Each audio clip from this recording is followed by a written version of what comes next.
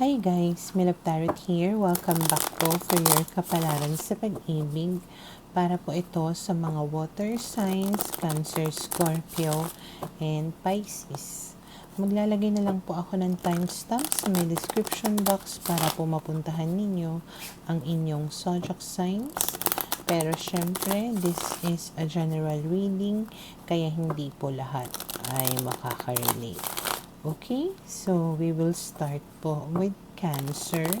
Ano kaya yung posibleng pagdaraanan ng mga Cancer sa mga susunod na mga araw? We have here the Four of Cups, the Fool, the Five of Pentacles, and the Queen of Pentacles. Okay, so maaaring sa mga susunod na mga araw ay makaramdam kayo ng kalungkutan, or parang meron kayong namimiss dito, meron kayong mga pinanghihinayangan, ganyan, na there's a part of you na ayaw mo nang isipin pa, ayaw mo nang problemahin pa itong sitwasyon na to or itong tao na ito, na you want to be free, you want to be stress-free, ganyan. Ayaw mo nang magbigay ng pake sa tao na to, na you want to be emotionally stable, or gusto mong maibalik yung pagiging kampante mo sa sarili mo. Okay? And then we have here the Queen of Cups, the Magician, the King of Swords, and the Seven of Cups. Ayun nga lang, syempre mahirap gawin. Lalong-lalo na kung mahal na mahal mo pa rin itong tao na to na pinanghihinayangan mo. Okay? Kaya tipong kahit nasa iyo naman yung capabilities, kumbaga kaya mo namang kumawala dyan eh. Kaya mo naman lang mag-move on. Okay? Kaya mo namang mag-isa. Hindi mo naman kailangan to be in a relationship with this person. Pero since mahal na mahal mo itong tao na to, you feel like you cannot live without this person. Kaya, nagpro-procrastinate ka. Wala kang ginagawa about your situation. Okay? And then we have here the Five of Wands, the Hanged Man, the Ten of Swords. Yung iba sa inyo, maaaring ipinipilit pa rin, maaaring gumagawa pa rin kayo ng ways para magkaroon kayo ng communication, or nag-reach out pa rin kayo dito sa tao na to, nakikipag-usap pa rin kayo sa tao na ito, pero still, parang nagiging complicated lang yung mga bagay-bagay between the two of you. Walang nangyayari again. And then, Ten of Swords, maaaring patuloy lang yung problema between the two of you. Nakahang lang yung problems, parang hindi nasusolve. Okay? And then we have here the Knight of Cups and the Eight of Pentacles. And again, since mahal na mahal mo nga, maaaring may mga bagay ka pa rin nga na pinag-e-effortan, ginagawa para lang maisaayos ang inyong relationship. Okay? And then we have here the Moon, but still, kahit na anong effort mo pa dyan, kahit anong panghihinayang mo pa dyan, mukhang malabo pa rin na magkaayos kayo nitong person mo. Okay? So for now, ito yung nakikita ko na posibleng mangyari sa mga Cancer.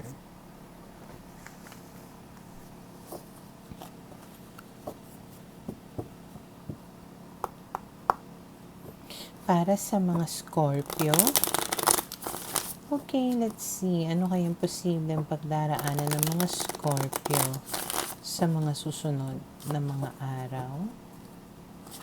We have here the Ten of Cups, the Lovers, the World card, and we have here the Two of Wands. Malaki yung possibility na sa mga susunod na mga araw ay makaramdam kayo ng blissfulness or happiness. Ganyan, contentment.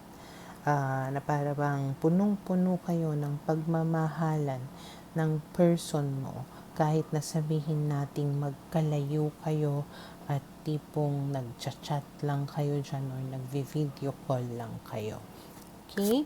And then we have here the Six of Pentacles, the Death card, the Strength card, and the Justice card. Na maaari nga na sa susunod na mga araw, you feel like nasusuklian niya or naibibigay niya sa'yo lahat ng mga gusto mo or pangangailangan mo. Na maaaring may mga pinagbago itong tao na to, na parang bang mas tumitibay yung relationship ninyong dalawa, and then parang you are getting, kumbaga, what you deserve. Okay? And then we have here the Three of Wands, the Page of Wands, and then the Ten of Pentacles. Lalong-lalo na if you are dealing with the fire sign, Aries, Leo, Sagittarius, you will really feel na your person are doing some things para mas mapalalim or parang mag-progress yung inyong relationship, kung saan maiparamdam niya sa'yo na wala kang dapat na ipag-alala, na parang this person is making you feel talaga na committed siya sa'yo, na para maging secured ka at stable yung inyong samahan. Okay? And then we have here the Star and the Four of Wands. At dahil dyan, feeling mo talaga, natutupad na yung mga pinapangarap mo or yung mga hinihiling mo. Kaya makakaramdam ka talaga dito ng super parang happiness. Okay? And then we have here the Five of Cups. Ngayon, bakit nandyan si Five of Cups? Parang siguro before, meron kayong mga pinagdaanan nitong tao na to. May mga bagay kayo na parehong pinanghinayangan.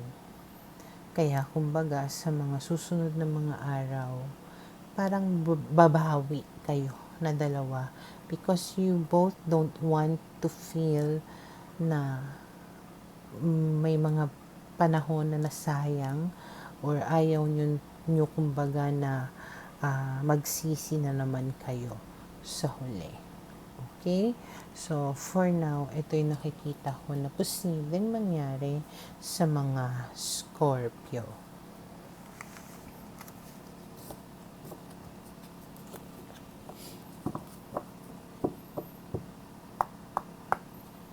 Para sa mga Pisces, okay, let's see. Ano kaya yung posibleng pagdaraanan ng mga Pisces sa mga susunod na mga araw? We have here the Five of Cups, the Ace of Swords, the Moon, and the Emperor. Okay, malaki yung possibility na magkakaroon kayo ng pag-uusap nitong tao na parang naging malabo yung sitwasyon ninyo na dalawa, na pwedeng itong tao na ito ay masyadong ma-pride or tipong mainitin ang ulo, pero pwedeng may pinanghihinayangan na rin siya, kaya parang willing na siya na makipag-communicate sa'yo para mabigyang linaw yung mga bagay-bagay between the two of you. Okay, and then we have here the Ten of Swords, the Four of Swords, the Queen of Wands, and the Fool. So, dahil sa pag-uusap ninyo na dalawa, maaaring may mga bagay na masusolve kayo or may mga bagay na mag-e-end. Okay? Pwedeng may mga problema na masusolusyonan. Yung iba sa inyo, maaaring closure ang mangyayari.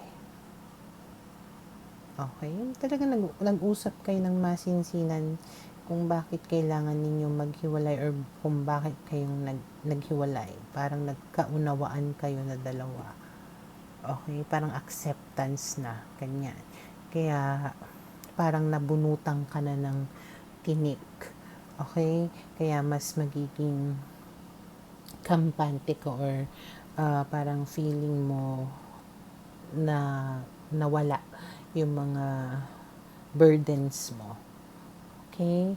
Na dahil dyan, sa pag-uusap ninyo na dalawa, parang you feel like carefree, stress-free dito na you are ready to take on another chapter or to go on a journey. Okay? And then we have here the King of Wands, the Judgment card, and the Nine of Pentacles. And dahil dyan nga sa pag-uusap na yan, maaaring mag-ibalik yung confidence mo sa sarili mo at makapagdesisyon ka ng makakabuti sa'yo. Okay? Which is ang maging malaya ka, maging single ka na lang kung saan wala kang pinoproblema. Okay, or wala kang iniisip at nai-enjoy mo lang talaga yung pagiging single mo. Okay? And then we have here the Ten of Wands and the Six of Swords. Again, Ten of Wands means problems. Six of Swords means positive changes.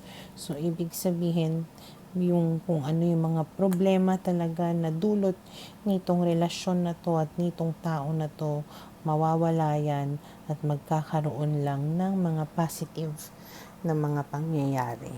Okay?